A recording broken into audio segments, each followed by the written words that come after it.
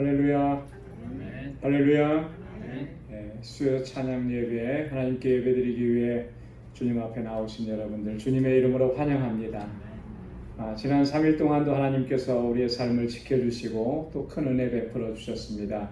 오늘 이 시간 그 은혜를 기억하면서 마음을 다하고 뜻을 다하고 힘을 다해서 하나님 예배하기를 소망합니다. 다 같이 기도하겠습니다.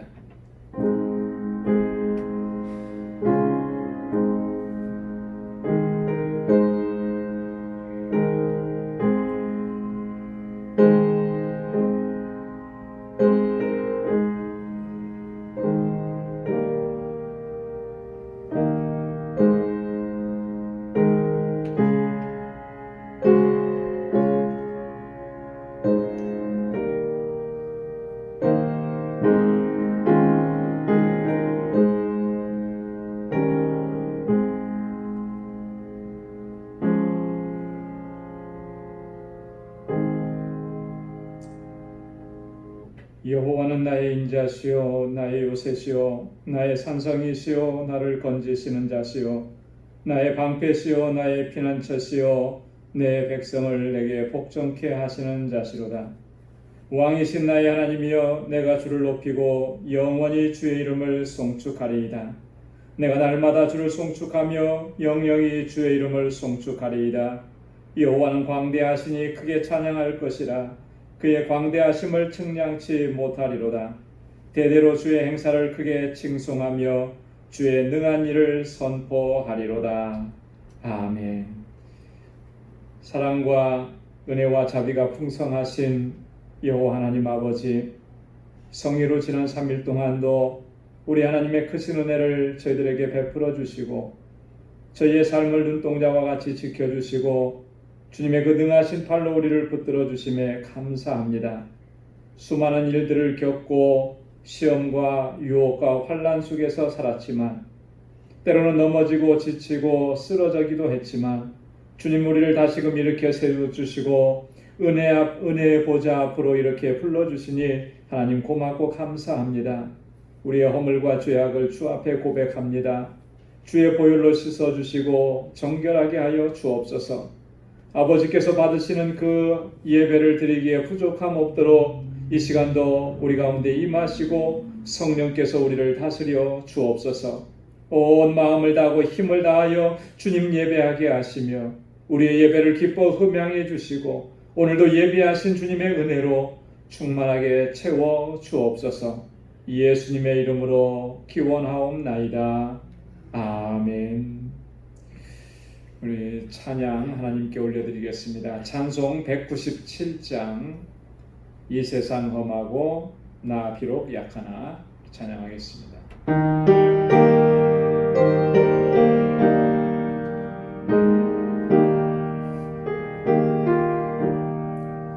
이 세상 험하고 나 비록 약하나 늘 기도 힘쓰며 큰 권능 얻겠네. 주의 은혜로 대속하여서 이와 같이 붉은 죄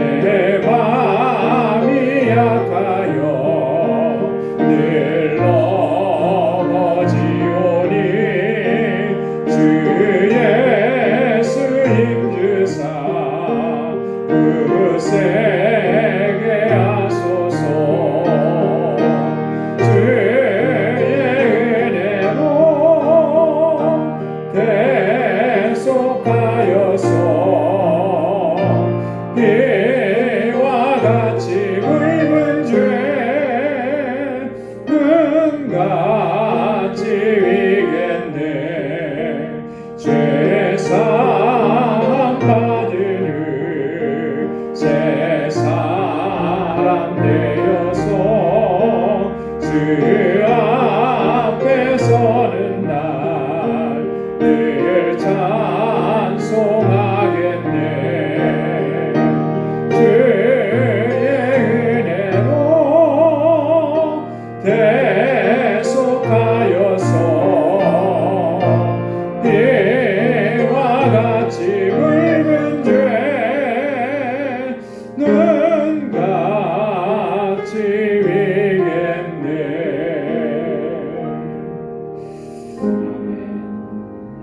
비와 같이 붉은 우리의 모든 죄 눈과 같이 정결하게 하실 줄로 믿습니다. 우리 178장 은혜가 풍성한 하나님은 우리 힘차게 찬양하겠습니다. 178장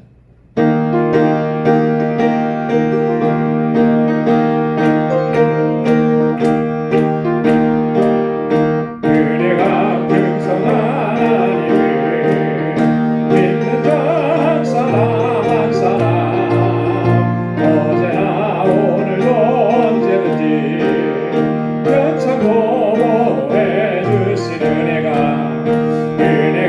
풍성한 하나님을 믿는 자 한 사람 한 사람 어제나 오늘도 언제든지 변찮고 보호해 주시네. 주여 성령의 은사들 오늘도 내려 주소서. 성령의 뜨거운 불길로서 오늘도 충만케 앞서서 정욕과 죄악에 물든 마음을 성령의 불길로 태우사 정결케 앞서서 태우소서. 깨끗게 하여 주옵소서. 주여 성령의 은사들 오늘도 내려 주소서.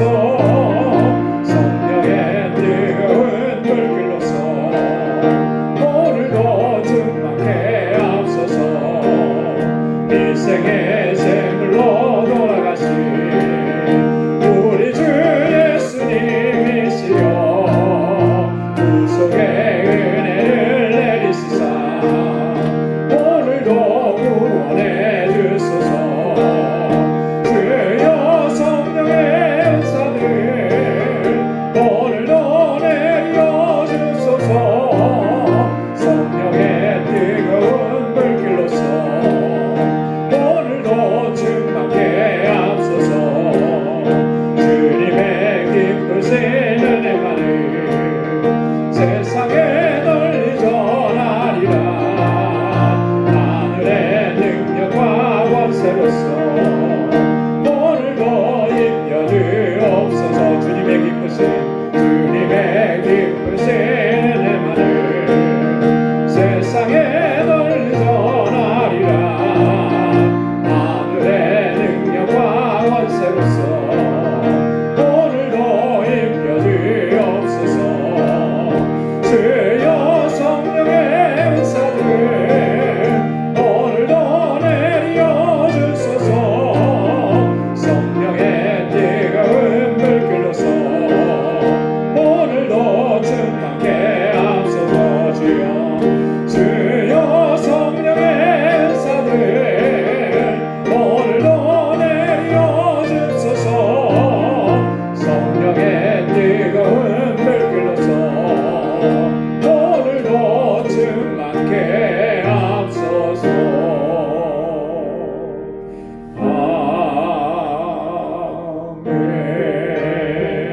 아멘. 오늘도 주의 성령으로 우리의 심령을 충만하게 채워주실 줄로 믿습니다. 519장 찬양 하나 더 하겠습니다. 519장 십자가를 지시나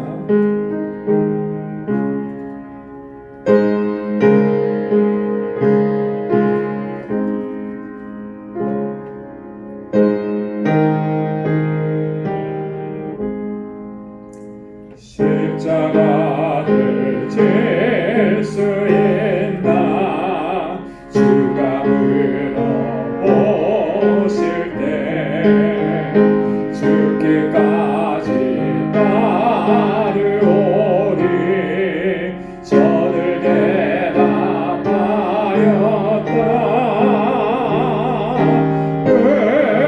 우리의 심령 주의 것이니 당신의 영상 만드소서 주의 인도 따라 살아갈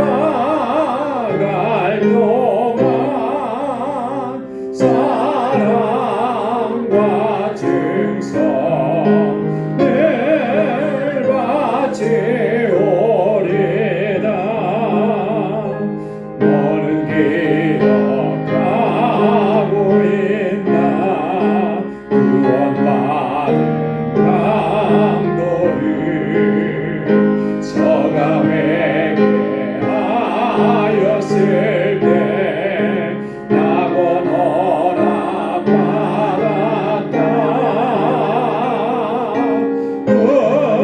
우리의 심령 주의 것이니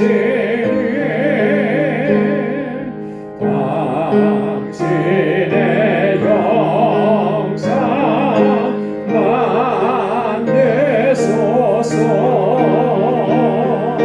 주의 인도 따라 살아갈 동안 사랑과 증선을 바치오리다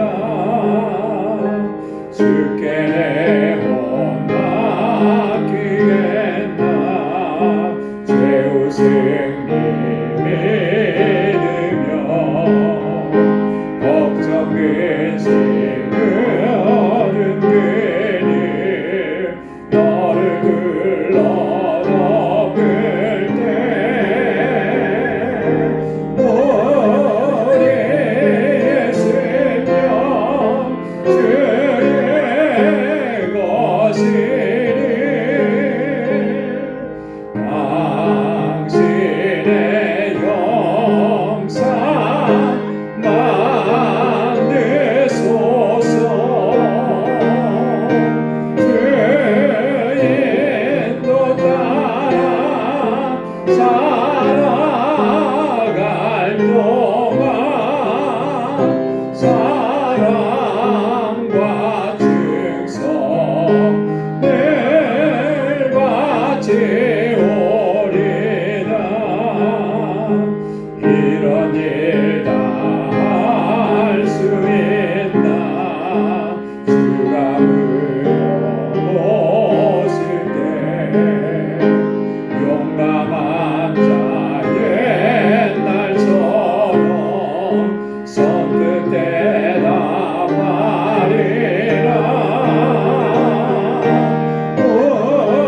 우리의 심령 주의 것이니 당신의 영상 만드소서 주의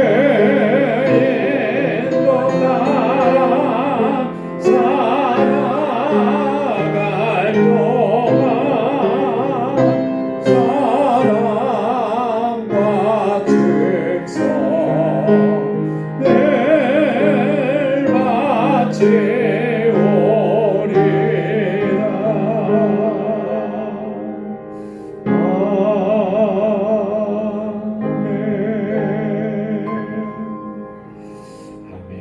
주님 지신 십자가 우리도 지고 주님 걸어가신 그 길을 우리도 따라갈 수 있기를 사모합니다.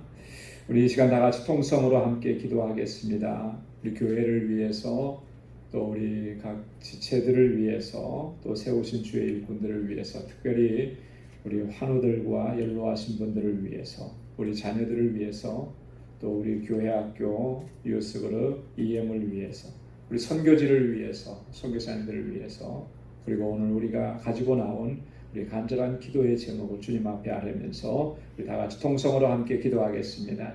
은혜가 풍성하신 아버지 하나님 참 감사하고 감사합니다. 날마다 아버지께서 저희들에게 은혜 베풀어 주시고 긍휼과 자비를 베풀어 주시며 죄 등하신 팔로 우리를 붙들어 주시니 감사합니다. 얼마나 연약하고 어리석고 우둔한지요.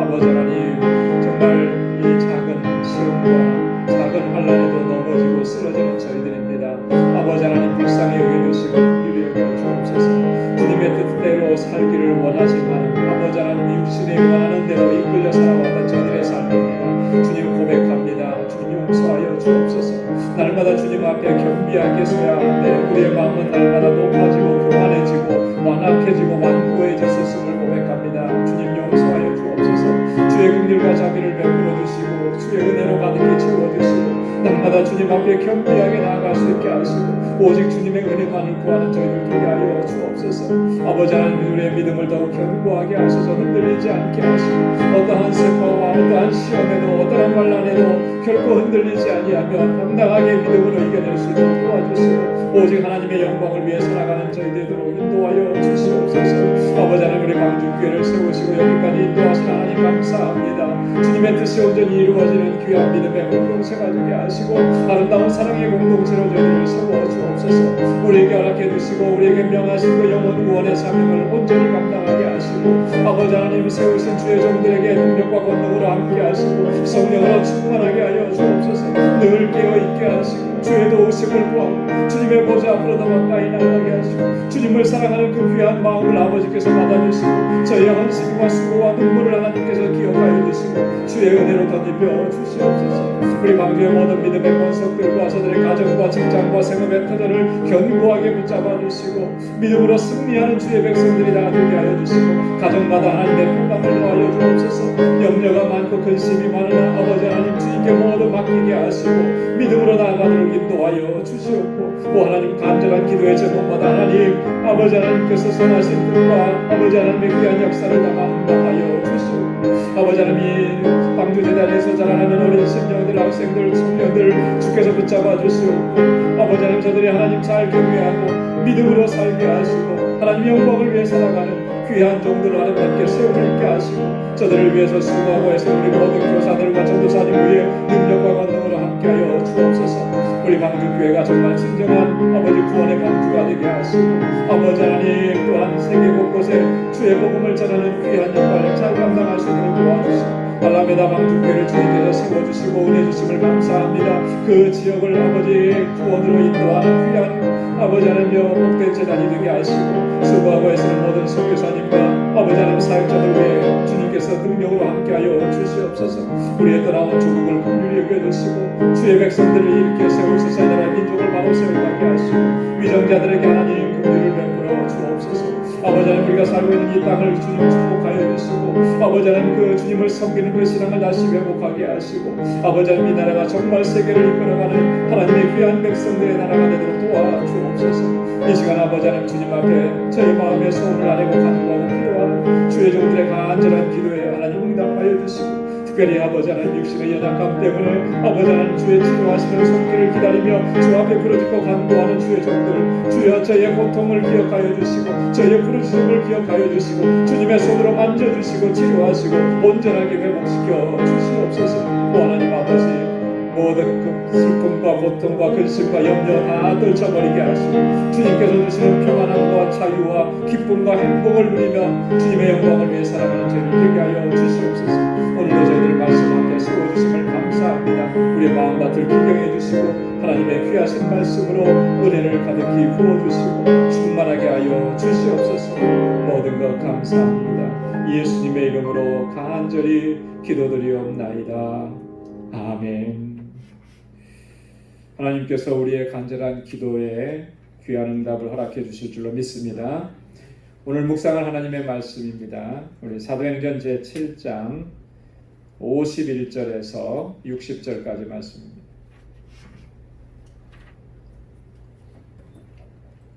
사도행전 제7장 51절에서 60절까지 말씀, 제가 한 절 읽고 여러분들 한 절 읽고 이렇게 교독하도록 하겠습니다. 51절부터 봅니다.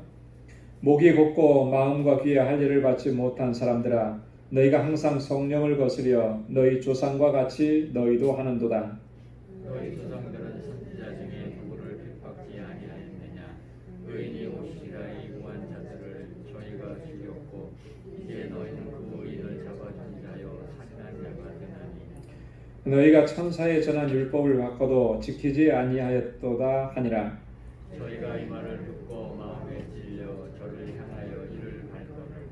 스데반이 성령이 충만하여 하늘을 우러러 주목하여 하나님의 영광과 및 예수께서 하나님 우편에 서신 것을 보고 말하되 그가 하늘이 열리고 인자가 하나님 우편에 서신 것을 보노라 하는데, 저희가 큰 소리를 지르며 귀를 막고 일심으로 그에게 달려들어 성 밖에 내치고 돌로 칠때 증인들이 옷을 벗어 사울이라 하는 청년의 발 앞에 두니라. 저희가 돌로 스데반을 치니 스데반이 부르짖어 가로되 주 예수여 내 영혼을 받으시옵소서 하고 무릎을 꿇고 크게 불러 가로되 주여 이 죄를 저들에게 돌리지 마옵소서 이 말을 하고 자니라. 아멘. 할렐루야. 네. 오늘 우리 스데반의 설교 이 마지막 부분입니다. 우리가 4주에 걸쳐서 사도행전 7장에 나온 스데반의 설교를 저희들이 말씀을 묵상을 했습니다. 오늘은 스데반 설교의 결론입니다. 결론에 해당하는 부분이고, 그리고 마지막에 스데반이 순교하는 그런 내용이 본문에 기록되었습니다. 그래서 두 부분으로 나눠볼 수가 있겠죠. 51절에서 53절까지는 스데반의 설교의 결론이다. 여러분, 스데반 설교를 우리가 4주 동안 묵상하면서 여러분 어떤 생각이 들었습니까? 이 스데반의 설교를 이렇게 쭉 이렇게 읽고 묵상하다 보니까 그런 게 들어요. 정말 참 대단한 분이셨다. 그죠? 그 이스라엘의 역사를 아브라함으로부터 시작을 해가지고 구속사적인 관점에서 일목요연하게 잘 정리하고 있다라고 하는 거죠. 이 스데반의 설교가 얼마나 강력하고 얼마나 논리정연하고 얼마나 완벽했는지 당시 유대 종교자들이 이 스데반의 설교에 대해서 한마디도 말할 수가 없었다라고 하는 거예요. 그죠? 뭐 이거는 틀렸다, 이거는 잘못됐다, 뭐 이렇게 말할 수 있는 게 하나도 없었다라고 하는 거죠. 아주 당시의 종교 지도자들을 완전하게 굴복시켜버린 그런 설교였다라고 하는 거죠. 근데 결국 이 설교 때문에 스데반은 순교를 이제 하게 되는 것입니다. 마지막 설교였어요. 아마 스데반에게 있어서는 처음이자 마지막 설교였고, 스데반이 아마 이 설교를 할 때 본문에는 그런 기록이 없지만 마지막 순교하는 장면을 보면 내가 이 설교를 하고 순교할 수도 있겠다라고 하는 그런 생각을 하지 않았을까, 그죠? 내가 이 설교를 하고 이게 마지막 설교고 이 설교를 한 후에 나는 죽는다, 이런 각오와 결단이 있으면 그 설교가 어떤 설교가 되겠습니까? 정말 하나님의 역사가 일어나는 그런 설교가 되겠죠. 오늘 스데반의 설교가 바로 그런 설교였다라고 하는 것입니다. 두 부분으로 나눠서 오늘 우리가 같이 묵상을 해보겠습니다. 첫 번째가 스데반 설교의 결론 부분이다 그랬습니다. 51절에서 53절까지 보면 이 스데반의 설교의 결론은요, 크게 두 부분으로 나눠져 있습니다. 첫째는 51절에 보면 유대인들의 그런 완고함, 완악함을 지적하는 그런 내용입니다. 그리고 두 번째 부분은요, 51절 하반절에서 53절까지 유대인들의 그 죄악들을 세 가지로 나눠서 아주 분명하게 그들의 죄악들을 지적을 하고 또 그렇게 이야기하는 내용이 본문에 기록되어 있습니다. 자, 유대인들의 완악함이 어느 정도로 완악했는가? 본문에 보니까 목이 곧았다 그렇게 얘기를 해요.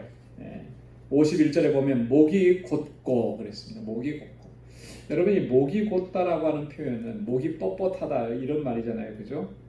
우리도 그런 표현을 어떨 때 주로 많이 씁니까? 사람이 교만하고, 그죠? 예.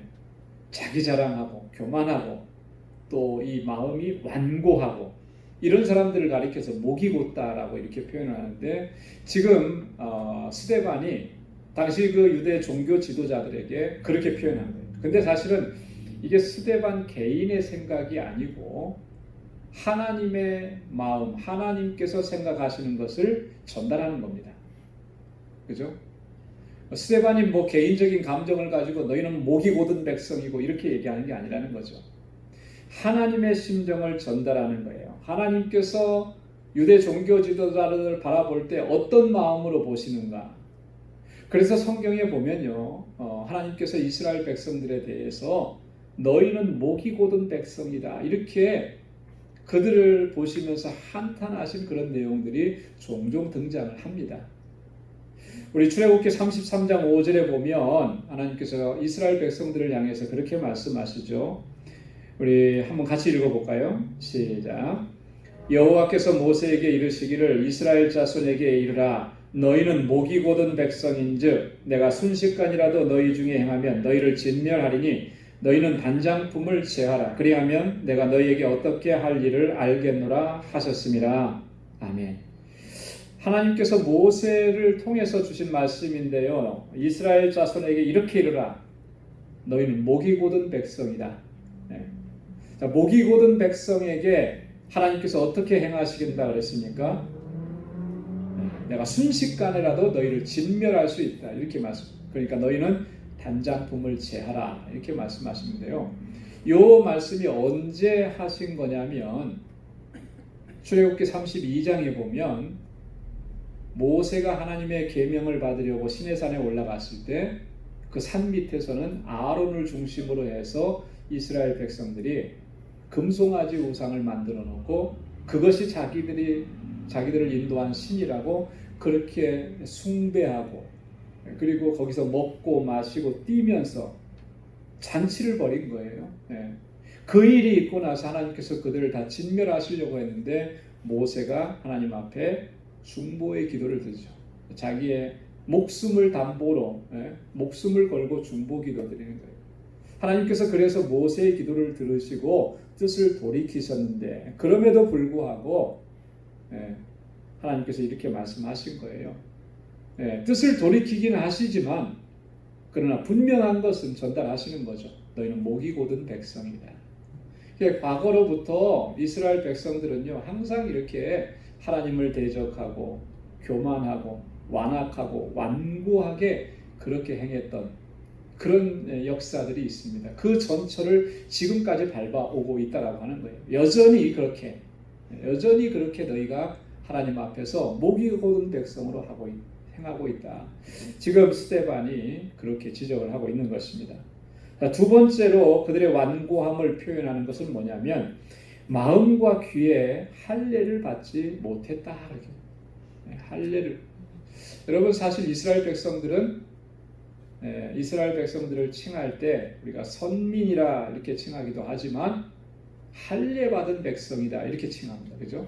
그래서 유대인들이 이스라엘 사람들이 이방 사람들을 가리켜서 그들을 비아냥거리면서 그죠? 그들을 저주하면서 하는 말이 뭐였냐면 할례 받지 못한 백성이다 이렇게. 사실 이 할례를 받았다라고 하는 것은 유대인들에게 굉장한 자부심입니다. 또 실제적으로 그게 특권이기도 했고요. 자, 그런데 오늘 스데반이 그들의 완고함을 지적하면서 하는 말이 뭐냐면 너희가 육체의 할례는 받았을지 모르지만 마음의 할례는 받지 못했다. 육체의 할례가 중요한 게 아니고 마음의 할례를 받는 것이 중요하다. 이것을 얘기하는 거예요. 여러분 마음과 귀의 할례를 받는다라고 하는 것은 뭐겠습니까? 겸비한 마음으로 서는 거죠. 하나님 앞에. 그리고 하나님의 말씀에 대해서 절대적인 순종을 의미하는 거예요. 하나님만 섬기고 하나님 앞에 순종하고 겸비한 마음으로 하나님 앞에서 회개하는 마음으로 이 죄악된 모습을, 이 마음을 찢는 그 모습으로 주님 앞에 나아가는 것이 마음의 할례를 받는 것이죠. 귀의 할례를 받는다 그러는데 하나님의 말씀을 겸비한 마음으로 듣는 거잖아요. 그죠? 그리고 그 말씀대로 순종하기로 결단하는 거예요. 이게 마음과 귀의 할례를 받는다는 건데 그들은 그렇지 못했다라고 하는 거예요. 요엘서 2장 12절 13절에 보면 요엘 선지자를 통해서 하나님께서 또 그렇게 말씀하시죠. 여호와의 말씀에 너희는 이제라도 금식하며 울며 애통하고 마음을 다하여 내게로 돌아오라 하셨나니 너희는 옷을 찢지 말고 마음을 찢고 너희 하나님 여호와께 돌아올지어다. 할렐루야. 옷을 찢는다는 이 행위는 통회 자복한다라고 하는 것을 표현하는 거거든요. 근데 그 옷만 찢어서 회개한다라고 하는 그 모습만, 그런 형식만 갖춘 게 무슨 의미가 있느냐는 거예요. 아무런 의미가 없다라고 하는 거죠. 그게 진정한 회개냐? 그렇지 않다라고 하는 거예요. 마음을 찢어야 된다라고 하는 거예요. 그래서 여기 보면은 울며 금식하며 애통하고 마음을 다해서 하나님께로 돌아오라. 이게 마음의 할례를 받는 거죠. 그래서 로마서 2장 28절 29절에서는요. 바울이 뭘 얘기했냐면 육체의 할례 그거 중요한 거 아니다. 마음의 할례가 중요하다. 그래서 한번 같이 읽어보겠습니다. 로마서 2장 28절 29절 다 같이요. 시작. 대저 표면적 유대인이 아니요 표면적 육신의 할례가 아니라 오직 이면적 유대인이며 할례는 마음에 할지니 신령에 있고 의문에 있지 아니한 것이라. 아멘. 여러분 이 스데반이 당시의 유대 종교 지도자들을 가리켜서 이렇게 그들의 완고함을 지적하는 모습을 보면서 한번 우리에게도 적용해 보시기 바랍니다. 나는 하나님 앞에서나 사람들 앞에서 이렇게 목이 곧은 백성으로 행하고 있지는 않느냐. 내 마음은 정말 할례 받은 마음인가? 내 귀는 정말 할례 받은 귀인가? 그래서 늘 겸비함으로 하나님 앞에 서고 하나님의 말씀을 사모하고 그 말씀에 순종하기로 결단하면서 살아가고 있는가? 우리에게 적용시켜야 되는 것입니다. 어쩌면 이 말씀은요, 나에게 주시는 말씀이에요. 너는 목이 곧은 백성이구나. 너는 마음과 귀의 할례를 받지 못했구나. 그냥 주님 앞에 겸비하게 서라. 우리에게 말씀하시는 것이라는. 자, 두 번째 부분은요, 유대인들의 죄악들을 지적을 합니다. 아주 신랄하게 지적을 하는데 세 가지로 얘기하잖아요. 첫째는 너희가 항상 성령을 거스린다. 여러분 무시무시한 얘기를 합니다. 너희는 성령을 거스리고 있다. 성령을 거스린다. 이사야 6장 9절 10절의 내용을 바탕으로 해서 지금 스데반이 이렇게 이야기하는 것입니다. 성령을 거스린다. 여러분 성령을 거스린다라고 하는 것은 하나님의 뜻을 거스린다라고 하는 거잖아요. 성령은 하나님의 영인데, 그죠? 하나님의 마음을 우리에게 전달해 주시는 영인데 그 하나님의 마음을 전달해 주시는 그 영을 거스리는 것, 곧 하나님을 거역하는 행위라는 거예요. 여러분 사도행전 5장에 지난번에 우리가 오래전에 같이 묵상했죠. 사도행전 5장에는 어떤 얘기가 나오냐면 아나니아와 삽비라 이야기가 제일 먼저 나옵니다. 이 아나니아와 삽비라가 정말 끔찍하게 하나님의 진노를 받고 그랬는데 그들의 제목이 뭐였었습니까? 성경에는 자세하게 기록을 해놨어요. 그죠? 아나니아와 삽비라가 그렇게 그 자리에서 즉사하는 하나님의 진노를 받을 수밖에 없었던 이유를 아주 명확하게 얘기해놨는데요. 3절에 보면 사도행전 5장 3절에 보면 너희가 성령을 속였다. 그래요. 성령을 주의 영을 속였다라고 하는 거예요. 여러분 사람은 속일 수 있을지 몰라도 여러분 주님의 영 성령은 속일 수가 없습니다.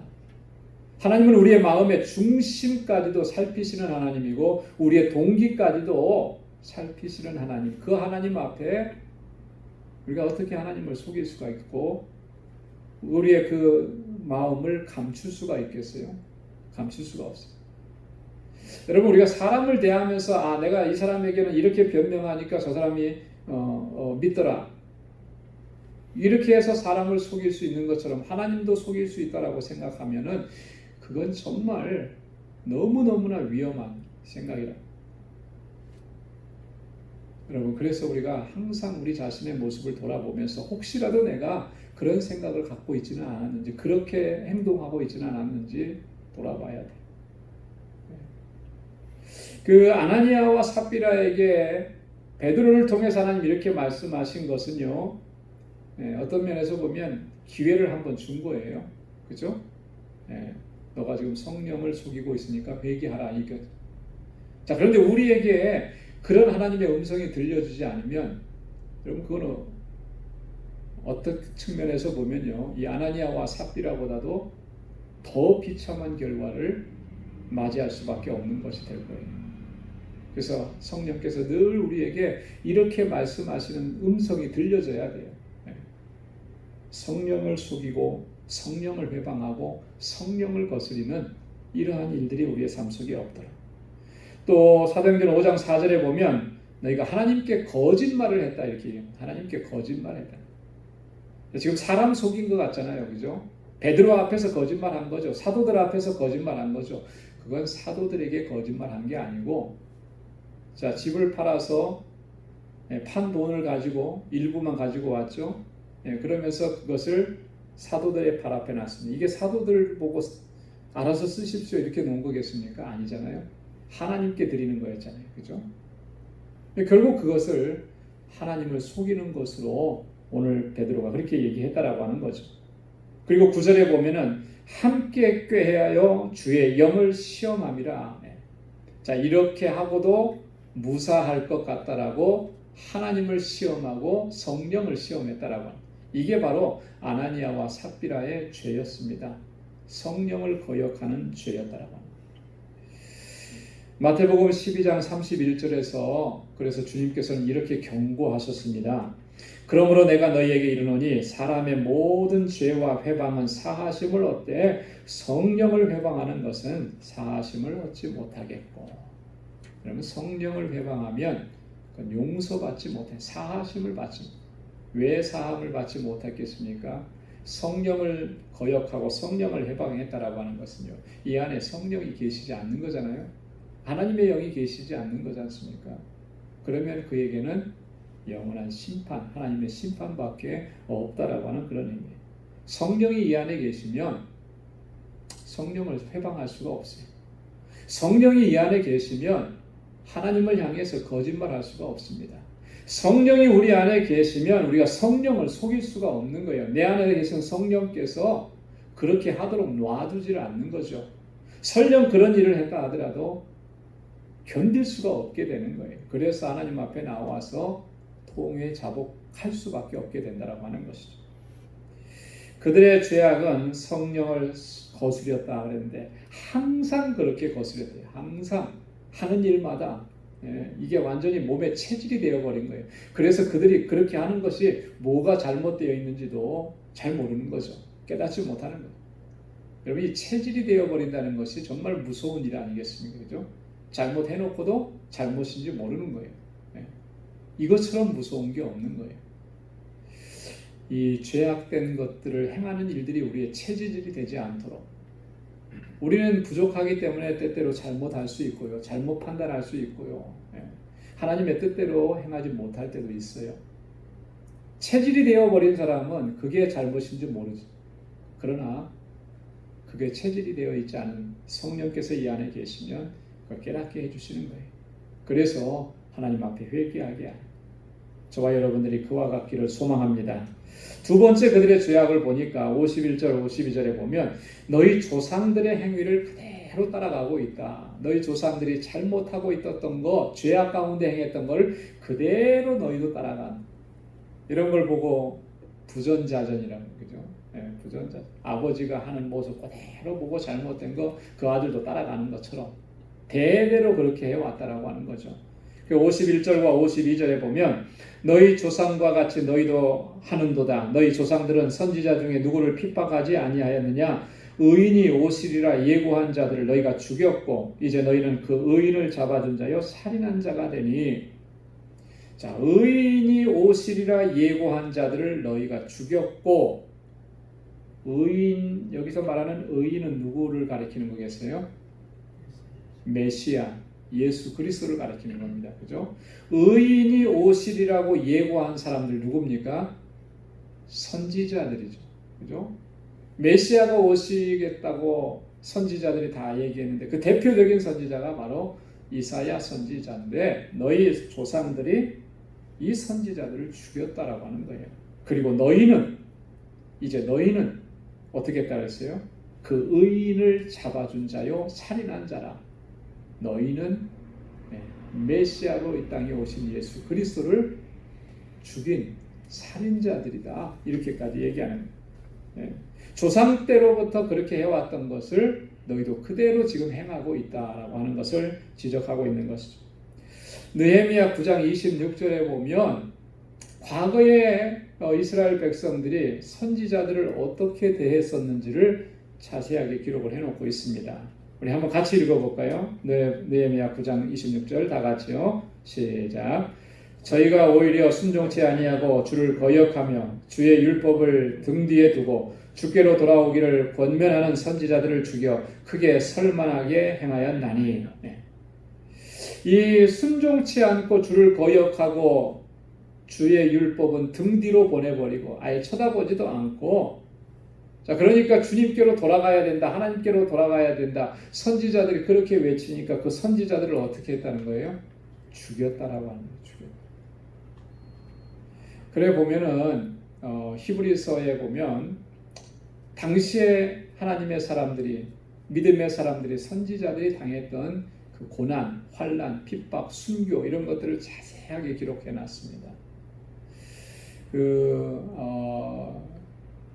전통에 의하면 이사야 선지자는 어떻게 죽임을 당했다 그랬냐면 므낫세 왕이 다스리던 그 시대에 톱으로 그 몸을 켜서 죽임을 당하는, 그렇게 순교했다고 전해지고 있습니다.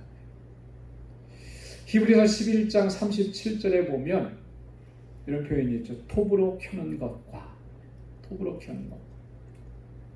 그 내용이 바로 이사야 선지자의 순교에 대한 내용이라는 거죠. 예레미야 선지자는 남왕국 유다가 바벨론으로 포로로 잡혀가는 것, 바벨론에 의해서 멸망당하게 될 것을 예언하면서 많은 고초를 당했죠. 전승에 의하면 애굽 땅에 가서 예레미야는 동족들의 손에 의해서 맞아서 죽었다라고 이렇게 알려지고 있습니다. 선지자들이 하나같이 이렇게 하나님의 뜻을 전하고 하나님의 말씀을 증거하고 이스라엘 백성들로 하여금 하나님께로 돌아오라고 이렇게 외쳤음에도 불구하고 이스라엘 백성들은 돌아오지 않아요. 그런 말을 들을 때마다 더 완악해지고 더 완고해져서 하나님의 종들조차 선지자들까지 죽였다라고 하는 거예요. 너희가 그 일을 그대로 행하고 있다. 이렇게 지적하는 것입니다. 자, 세 번째는 보면 53절에 율법을 받고도 그들이 지키지 않았다. 53절에 보면 너희가 천사의 전한 율법을 받고도 지키지 아니하였도다 하니라. 하나님의 말씀을 받기는 받았는데, 여러분이 하나님의 말씀을 받았다라고 하는 것이 이게 얼마나 큰 은혜입니까? 그죠? 얼마나 큰 축복이에요. 오늘 우리가 지금요 이 성경을 가지고 마음대로 마음껏 자유롭게 읽을 수 있다라고 하는 거, 이거 너무나 큰 은혜입니다. 그죠? 네. 우리 같이 후원하는 선교사님 중에 IT에서 사역하시는 우리 박창환 선교사님, 또 김삼천 선교사님 계십니다. IT에 우리 개신교 신앙이 많이 들어가서 지금 프로테스탄트가 많이 부흥하고 있는데요. 절대적으로 부족한 게 뭐냐면 성경이에요. 성경. 워낙 가난한 나라니까 성경을 인쇄하지도 못하고, 또 일반 사람들은 그 성경을 몇 불 안 해요. 성경 하나 이렇게 하면 10불 안쪽도 안 돼요. 근데 그 성경을 살 수가 없는 거예요. 그래서 이 박창환 선교사님도 사역을 하시면서 중점적으로 하시는 사역 중에 하나가 성경을 보급하는 거예요. 하나님의 말씀이 전해지고 그들의 손에 들려져야 하나님의 말씀을 읽고 묵상하는 중에 하나님의 뜻을 깨닫게 되는 거예요. 말씀을 가지고 있다라고 하는 것이 얼마나 큰 은혜인지 모릅니다. 바울은 로마서 2장 또 3장에서요. 유대인들의 그 큰 축복이 뭐냐? 하나님의 말씀을 맡은 것이다 이렇게 얘기해요. 그런즉 유대인의 나음이 무엇이며 할례의 유익이 무엇이며 범사에 많으니 첫째는 저희가 하나님의 말씀을 맡았음이니라. 하나님의 말씀을 맡았어요. 유대인들이 이스라엘 민족들이 제일 먼저 하나님의 말씀을 받은 거 아니겠어요? 그죠? 하나님께서 누구에게 말씀해 주셨나요? 누구에게 율례와 법도와 계명들을 주셨습니까? 모세를 통해서 이스라엘 백성들에게 주신 거예요. 그 말씀은 우리가 율례와 법도와 계명이라고 하니까 딱딱한 그런 어떤 규율들, 법칙들 이런 것만 주신 것으로 생각을 하는데 그렇지 않다라고 하는 거죠. 하나님의 모든 말씀들을 다 포함하는 거예요. 먼저 하나님께서는 그걸 이스라엘 백성들에게 맡겨주셨고 이스라엘 백성들로 하여금 그 하나님의 말씀을 온 세계 가운데 증거하고 전하도록 그렇게 하신 거라는 거예요. 이런 얘기 처음으로 하나님 말씀 맡았다라고 하는 게 얼마나 큰 축복이냐라고 하는 거죠. 자, 그런데 하지만 그들은 그 하나님의 말씀을 맡았음에도 불구하고 그 하나님의 말씀대로 행치도 안 하고 오히려 하나님의 말씀을 범하고 그래서 하나님의 영광을 가리웠다라고 바울이 그렇게 얘기하는 거예요. 로마서 2장 23절에 보면 율법을 자랑하는 내가 율법을 범함으로 하나님을 욕되게 하느냐. 우리는 하나님의 말씀을 받았어. 율법이 있어. 이거 자랑은 했는데 율법대로 살지 않아요. 말씀대로 살지 않아요. 그렇게 함으로 인해서 결국 뭐가 됐어요? 하나님의 영광을 가리웠다. 가장 본질적인 그들의 죄악들을 스데반이 이렇게 조목조목 지적하면서 어떤 면에서 보면 스데반이 이렇게 얘기하는 것은 그들에게 회개를 촉구하는 것이죠. 자, 그런데 회개는커녕 어떻게 했습니까? 분노하면서 스데반을 돌로 쳐서 죽이게 되는 이런 끔찍한 일들이 일어나게 됩니다. 자, 그래서 두 번째 부분에 보면 54절에서 60절까지 스데반이 순교하는 장면이 기록되어 있습니다. 자, 스데반의 순교의 원인과 또 순교에 임하는 스데반의 자세 이렇게 둘로 좀 나눠보려고 하는데요. 여러분, 스데반이 순교하게 된 원인은 어디에 있느냐면 바로 여기에 있습니다. 이 산헤드린 공회가 이 스데반에게 일종의 신성모독죄 그리고 율법 파괴자 뭐 이런 죄목을 씌워서 스데반을 이미 죽이려고 작정을 했었습니다. 그죠? 사도행전 6장 13절에 보면 그들은 거짓 증인들을 내세워서 이런 죄목을 가지고 있다. 그렇게 해서 예수님을 십자가형에 처하도록 했던 것과 똑같은 방식으로 스데반을 죽이려고 그렇게 했었다라고 하는 거죠. 자, 그런데 스데반이 그들의 유대인들이 스데반을 이렇게 죽이려고 했던 이유가 뭐냐? 왜 그랬는가? 첫 번째로는 자신들의 어떤 종교적인 기득권을 계속해서 유지하고자 하는 그런 욕망 때문에 그렇게. 자, 스데반이 지금 설교를 하고 있습니다만 그때 당시에 그 예루살렘 지역의 상황은 어떠냐면 베드로와 요한을 통해서 또 다른 제자들을 통해서 예수 그리스도의 복음이 급속도로 전해지고 있습니다. 초대 예루살렘 교회가 얼마나 급성장했습니까? 우리가 지난번에 다 살펴봤잖아요. 급속도로 성장하고 심지어는 제사장의 무리들까지도 그 예수 그리스도의 말씀 앞에 엎드려지고 복종하는 그런 일들까지 위기의식을 느낀 거죠. 그래서 사도들을 협박하고 박해하고 핍박하고 옥에 가두기도 했었는데 사도들은 꼼짝도 안 했습니다. 그러면 그럴수록 오히려 하나님의 말씀은 더 부흥하고 더 잘 전해지고 이러니까 굉장한 위기감을 느낍니다. 사도들뿐만 아니라 스데반까지도 이렇게 정말 불같은 설교를 하고 감당할 수가 없게 되니까 자신들의 어떤 기득권에 심각한 위기를 느낀 거죠. 그래서 처단하려고 했던 거예요.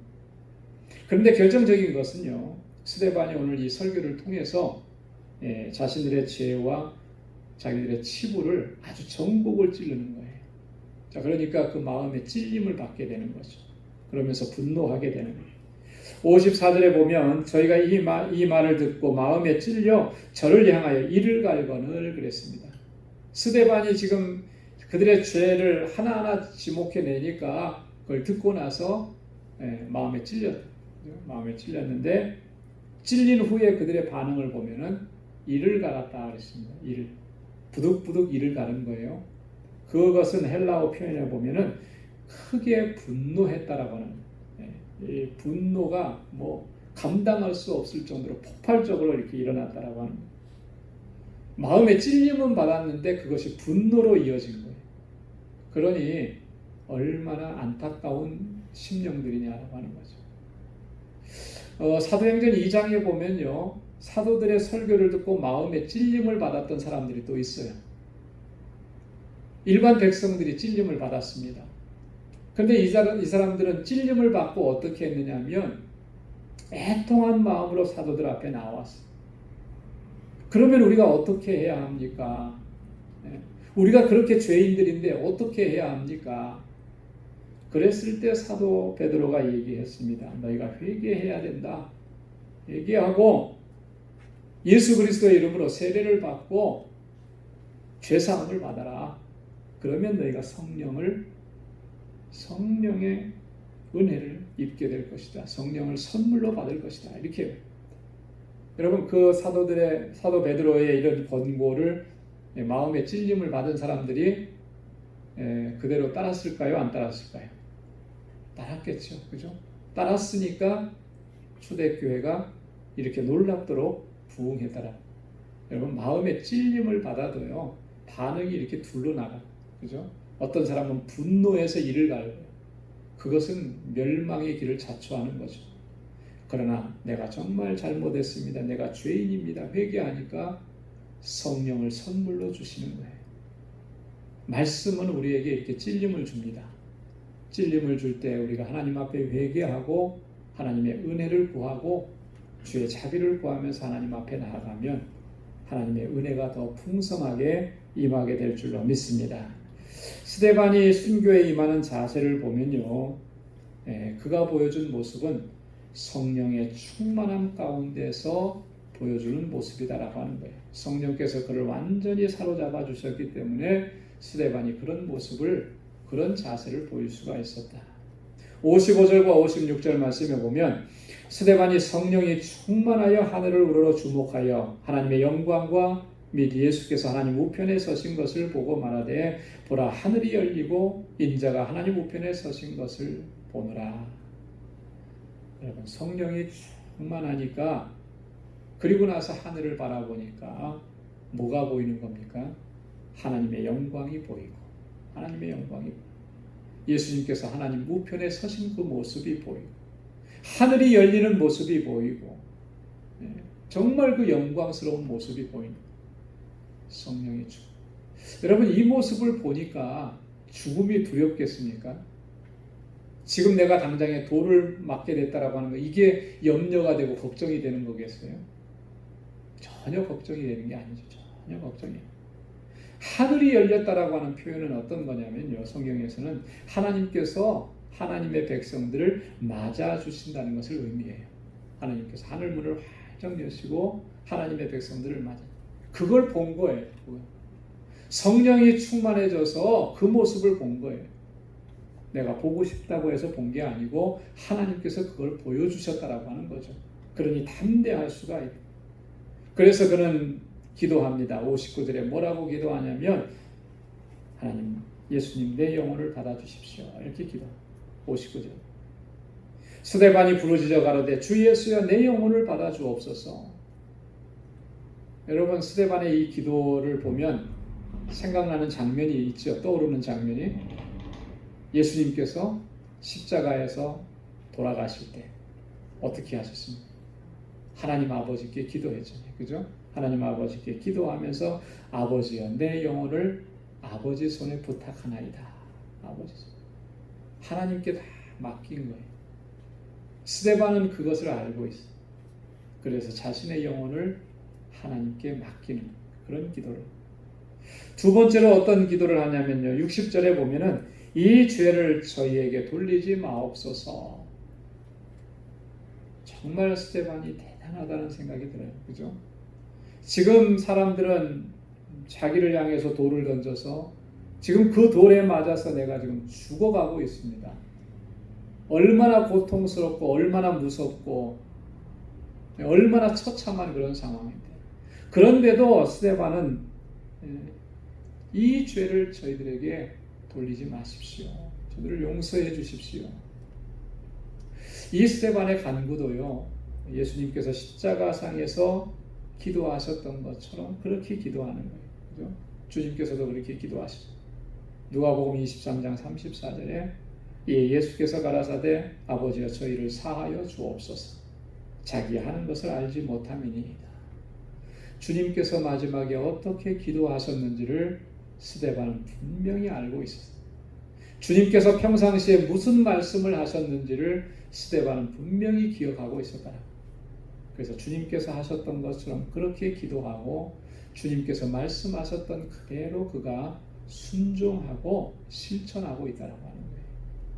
마태복음 5장 44절에서 주님 뭐라고 말씀하셨습니까? 나는 너희에게 이르노니 너희 원수를 사랑하며 너희를 핍박하는 자를 위하여 기도하라. 너희를 핍박하는 자를 위해서 기도하라. 여러분, 이 말씀을 항상 마음에 품고 평상시에도 우리가 매일 그렇게 기도하면서 살아간다면, 그러면 그런 상황에 맞닥뜨렸을 때 우리도 스데반처럼 그렇게 기도하고 하나님 앞에 간구할 수 있게 되는 줄로 믿습니다. 근데 이 말씀을 그냥 지나쳐버리고 깊이 묵상하지 않으면요, 그런 상황이 오면요, 100이면 100 다 원망하고 저주하죠. 저들을 용서해달라고 그렇게 기도할 수가 없어요. 주님이 어떻게 하셨는지를 우리가 늘 기억하지 않으면, 스데반이 지금 어떻게 하고 있었는지를 우리가 늘 마음속에 이곳에 새기지 않으면 우리는 그렇게 할 수가 없습니다. 그러나 마음에 새긴 그 주님의 말씀은 성령께서 역사하셔서 그 말씀대로 순종하고 행할 수 있도록 우리를 이끌어 주시고 인도해 주실 줄로 믿습니다. 스데반이 마지막까지 보여준 그 모습을 우리가 항상 기억하면서 우리가 주님의 복음을 증거할 때에도 이와 같은 일들을 겪을 수가 있어요. 그러나 그런 일을 겪을 수 있다라고 하는 것이 우리에게 두려움이 되어서 주의 복음을 증거하는 일이 망설여지는 것이 아니라 담대하게 우리가 주의 복음을 증거할 수 있고 성령께서 이끌어 주시는 대로 우리가 늘 순종하면서 그렇게 하나님의 뜻을 이루어갈 수 있는 우리 모두가 될 수 있기를 주님의 이름으로 축원합니다. 기도하겠습니다. 아버지 하나님, 참 감사합니다. 오늘도 주님께서 저희들을 이처럼 사랑하셔서 이렇게 주님의 은혜의 보좌 앞에 세워주시고 하나님 귀한 말씀을 들려주시고 우리의 실존을 깨닫게 하시고 주님 앞에 엎드릴 수 있도록 인도해 주시니 감사합니다. 혹은 우리가 목이 곧은 백성은 아닌지요, 마음과 귀에 할례를 받지 못한 그런 심령의 상태로 살아가고 있지는 않았었는지요. 하나님, 우리 자신을 돌아보게 하시고 주님 앞에 겸비하게 설 수 있도록 도와주옵소서. 늘 겸손하게 아버지의 말씀에 귀를 기울이고 우리의 심령 가운데 들려주시는 하나님의 말씀을 가슴에 품고 그 하나님의 뜻대로 순종하며 나아가는 저희들 되게 하여 주옵소서. 때때로 주의 일을 감당하며 복음을 증거하며 하나님의 뜻을 행하며 살다가 고난이 있고 환난이 있고 어려움이 있고 고통이 몰려온다 할지라도 그것 때문에 낙심하고 좌절하지 않게 하시고 오히려 그로 인해서 기뻐하며 하나님께 영광 돌리는 삶을 살아가는 우리 방주의 모든 믿음의 본석들이 다 되게 하여 주옵소서. 우리 사랑하는 성도들의 삶 속에 늘 함께하여 주시고 저들의 필요한 모든 것들을 채우시자 부족함이 없게 하시고 이 광야와 같은 곤고한 삶 속에서도 주님의 주시는 은혜로 충만해지게 하시고 늘 기쁨으로 주님을 아름답게 섬기는 주의 신실한 종들이 다 될 수 있도록 도와주옵소서.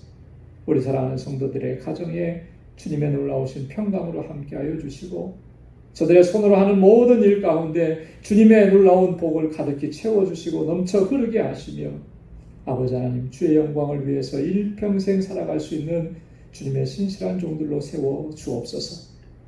이제는 우리 주 예수 그리스도의 무한하신 은혜와 하나님 아버지의 크고 놀라우신 사랑과 성령의 위로 교통 충만하심의 역사가 주의 뜻대로 순종하며 하나님 영광을 위해 살기로 결단하는 우리 방주의 모든 믿음의 권속들과 저들의 가정과 직장과 생업의 터전과 학업 위에 이제로부터 영원까지 함께 하시기를 간절히 축원하옵나이다.